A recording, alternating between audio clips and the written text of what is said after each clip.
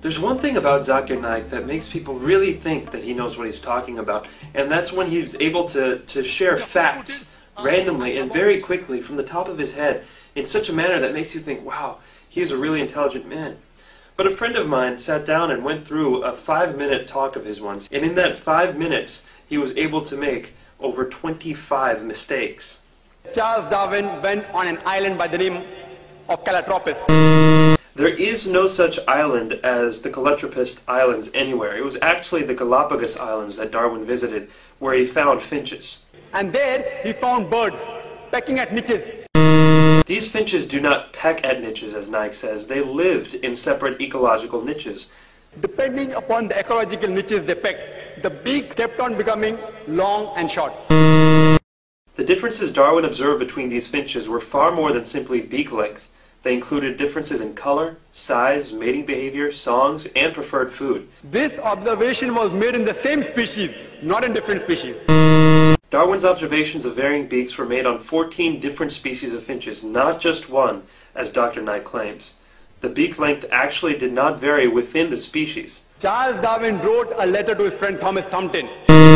All of Darwin's published correspondence is printed and even available electronically online, and it contains no record of anyone named Thomas Thompson. Charles Darwin himself said that there were missing links.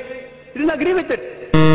Darwin admitted that there were missing links, but that does not mean he disagreed with his own theory. He simply predicted where the missing links would be found. The reason is because that if you analyze the church was against science previously. The church was never against science. Almost all the great European scientists of Galileo's time, including Galileo, were devout Christians. People like Newton, Copernicus, Kepler, Boyle, Linnaeus, Pascal were all committed believers in the Bible. And you know the incident that they sentenced Galileo to death. Galileo, a devout Catholic, was never sentenced to death. He was sentenced to life imprisonment on June 22, 1633, and then that sentence was commuted to house arrest. He died more than 8 years later on the evening of January 8, 1642, of old age. Galileo believed that his theories fit with the Bible, and he wrote a book arguing this based on early interpretations of Christians like Augustine. Naik goes on to make the same false statement 2 more times, but let's only count it as one factual error. So all the scientists, most of them, they support the theory because it went against the Bible, not because it was true. Actually, most scientists did not support Darwin's theory for many years, and most of these same scientists revered the Bible. Basically, this account by Dr. Naik is a total fabrication. All the sages, you see, there were 4 hominids. Everything Dr. Naik says here is wrong. There is no such word as hominites. He must mean hominids. Science tells us there are 4 hominids. There are not a mere 4 hominids. There are at least 14. First is Lucy, along with its guide Australopithecus. There is no such hominid as Dasnopithecus. Lucy was an Australopithecus afarensis, which died about 3.5 million years, the Ice Age. The Ice Age was not 3 1/3 million years ago. It was between 1.6 million years and 10,000 years ago. Then next came the Homo sapiens, who died about 500,000 years ago. Homo sapiens did not die out 500,000 years ago.